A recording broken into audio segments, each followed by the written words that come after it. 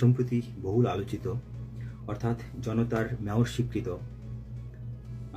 জননেতা ইশরাক হোসেন, ওনার যে সম্প্রতি যে ঘটনাটা ঘটে গেল, অর্থাৎ উনি চলমান সরকারকে উপেক্ষা করে নিজে নিজে শপথ বাক্য পাঠ করে নগর ভবনে বসে গেলেন এবং দায়িত্ব পালন করেছিলেন। ওনার এই কৃতকর্ম ওনার রাজনৈতিক আগামী কি বলবো আমি যে ভবিষ্যতের ক্ষেত্রে এটা কতটা ইতিবাচক হবে এবং ওনার রাজনৈতিক পরিসর কতটা দীর্ঘায়িত হবে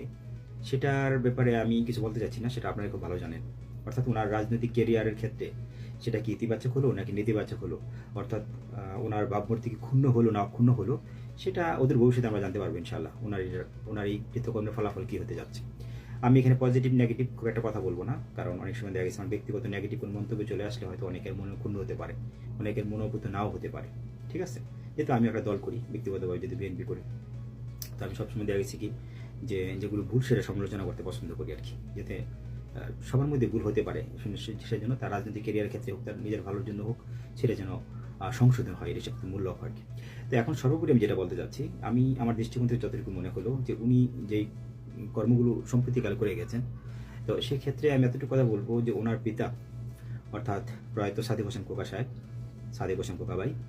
উনি যে রাজনৈতিক যে বিচক্ষণ ছিলেন, উনি যে বুদ্ধিমত্তার অধিকারী ছিলেন, একজন অত্যন্ত দূরদর্শী সম্পন্ন একজন নেতা ছিলেন এবং অত্যন্ত পরিশ্রমী একজন নেতা ছিলেন, এতে কোনো প্রকার সন্দেহ নাই। সকল গুণগুলো ওনার মধ্যে শতভাগ বিদ্যমান ছিল আলহামদুলিল্লাহ। তো সেই ব্যক্তির পুত্র ইশরাক হোসেন,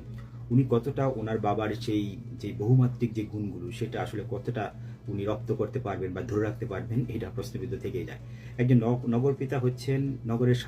শান্তির জন্য, অর্থাৎ নগরের যে কোনো সমস্যা হবে তাদের সমস্যার সমাধান করবে, এটাই স্বাভাবিক, এবং সে সেখান থেকে সে তার সফলতা অর্জন করবে, তাদের আস্থা অর্জন, ভালোবাসা অর্জন করবে, এটাই স্বাভাবিক। তবে তার দ্বারা এদিকে কোনো ক্ষতিগ্রস্ত হয়, রাস্তাঘাটে কোনো বাধা বিঘ্ন হয়, এই ধরনের কোনো সমস্যার সম্মুখীন হয়, এটা কোনো একজন নগর পিতার কাজ, মানে এটা হয়তো সাধারণ জনগণ প্রত্যাশা করে না, এটা সবচেয়ে বড় কথা। তো সেই ক্ষেত্রে কতটা ওই বিষয়গুলোকে সাধারণ মানুষ অ্যাকসেপ্ট করেছেন বা কতটা এটাকে ডিনাইট করেছেন, এটা আমি সেটা পরিসংখ্যানে যেতে চাচ্ছি না, সেটা আমি জানিও না আসলে। ঠিক আছে, ভালোভাবে তাদের কারো আমি ওইভাবে কি বলে এটাকে, এই অনলাইন যেটা বলে আপনাকে এই ভোট গ্রহণ বা মতামত, সেগুলো আমি জানি না, সুতরাং আমি বলতে পারবো না, অনলাইন জরিপ সম্পর্কে আমার কোনো অভিজ্ঞতা নেই। তবে এতটুকু কথা বলবো যে উনি যদি, আবার বলতেছি, উনি যদি নিজেকে জনতার একজন মেয়র মনে করে,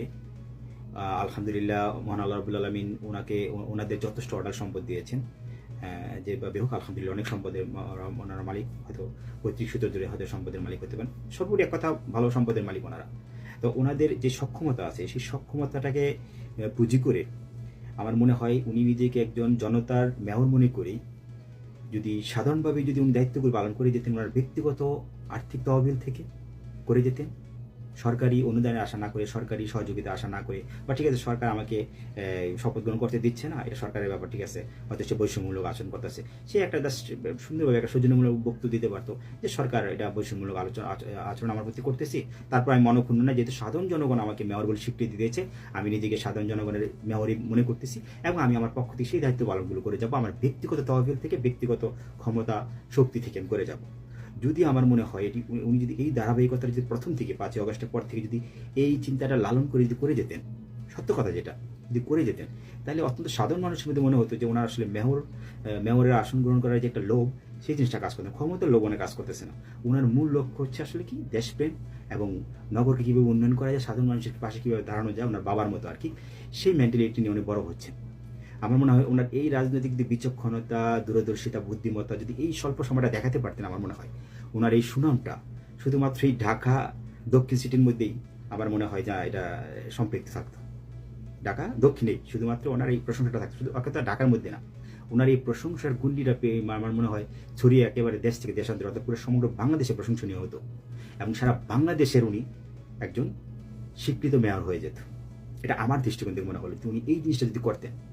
এখানে ওনার উদারতা আসতো, এখানে ওনার বাবার যে বহুমাত্রিক যে গুণগুলি, সেই গুণগুলি চলে আসতো, অত্যন্ত প্রশংসনীয় হতো, শুধুমাত্র ঢাকার মধ্যে না সারা বাংলাদেশের মধ্যে উনি একদম আলোচিত একজন মেয়র হিসেবে চিহ্নিত হতো। এটাতে সবচেয়ে বড় লাভবান হতো কি উনি, কোনটা, আগামীতে যখনই বিএনপি ক্ষমতা আসতো, আমরা জানি যে টুডে টুমোরো যে নির্বাচন হলে, স্বচ্ছ নির্বাচন হলে ইনশাল্লাহ বিএনপি এখনো জনপ্রিয়তার দিক থেকে তুমুল ঊর্ধ্বে রয়েছেন, শীর্ষে রয়েছেন, জুডো টুমোর ইনশাল্লাহ তারেক রহমানের নেতৃত্বে ক্ষমতা ইনশাল্লাহ বিএনপি দল গঠন করবে, এটা আমাদের বিশ্বাস আর কি। রাজনৈতিক গাণিতিক যে পরিসংখ্যান সেটা থেকে আমরা যেটা বুঝতে পারি আর কি, জনপ্রিয়তার দিক থেকে। তো এই যে একটা বিষয়টা, আমার মনে হয় তুমি পরবর্তীতে বিএনপি ক্ষমতায় আসলে এবং পরবর্তীতে মেয়র নির্বাচন হলে, বিএনপি ক্ষমতা আসুক না আসুক ডাজেন্ট ম্যাটার, পরবর্তী এক কথায় যেই সরকারে আসুক না কেন, আমি যেটা বলছি নিরপেক্ষভাবে যে সরকারে আসুক না কেন, পরবর্তীতে মেয়র নির্বাচন হলে উনি যদি আপনি দাঁড়াতো আর কি, আমার মনে হয় উনি বিপুল ভোটে জয় করতেন, বিপুল ভোটে জয়লাভ করতেন সোজা কথা। সেখানে শুধুমাত্র ঢাকার সমর্থন থাকতো না, সারা বাংলাদেশের সমর্থন থাকতো। সারা বাংলাদেশে ওনাকে রীতিমতো আপনি আলোচনার তুঙ্গে থাকতেন সোজা কথা, পুরো বাংলাদেশের হিরোতে পরিণত হতেন, আমি যেটা মনে করি আর কি। ওনার জনপ্রিয়তা এতটাই আকাশচুম্বী হতো যদি উনি এতটুকু ধৈর্য সহকারে একটু থাকতেন। এই আমার মনে হয় যে আপনার এই যে মিছিল মিটিং রাস্তা দখল হেঁটে আবার ক্ষমতা বসতে হবে, যদি ওনার সময়টা ছিল অত্যন্ত সময়, গ্যাজেটের সময়টা অত্যন্ত স্বল্প ছিল। আমরা জানি ওনার প্রতি আনজাস্টিস করা হয়েছে, যেহেতু ওইখানে আপনার ওনাকে আপনার কোর্ট থেকে রায় দিয়েছে, সেটার উপর ভিত্তি করে উনি আসলে ওই ফাইটগুলো করেছেন, সব কিছু উনি ন্যায়সঙ্গত মনে করেছেন এবং যুক্তিসঙ্গত মনে করেছেন, ওনার অধিকার মনে করেছেন, সেই থেকে উনি এটা করে গেছে। আমার মনে ঠিক আছে, ধরে নিলাম ওনার অধিকার ছিলেন, সত্যি ওনার যেহেতু কোর্ট থেকে রায় দিচ্ছে, উনি সত্যি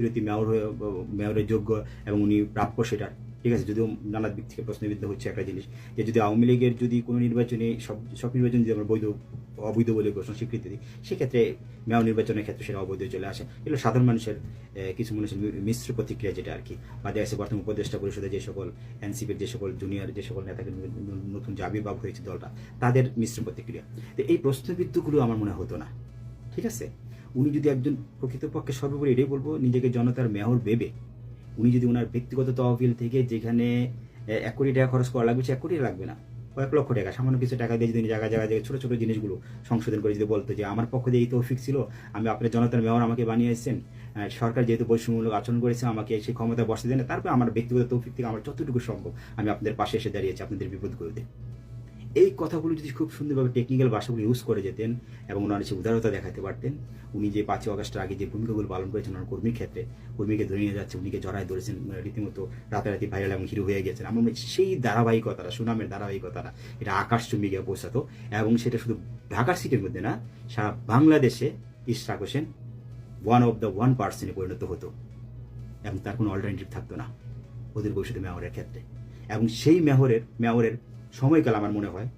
ইনশাল্লাহ অনেক দীর্ঘায়িত হতো, অথবা 1 টার্ম 2 টার্ম 3 টার্ম এরকম হয়ে যেত, লাইফ টাইম হয়ে যেতে পারতো,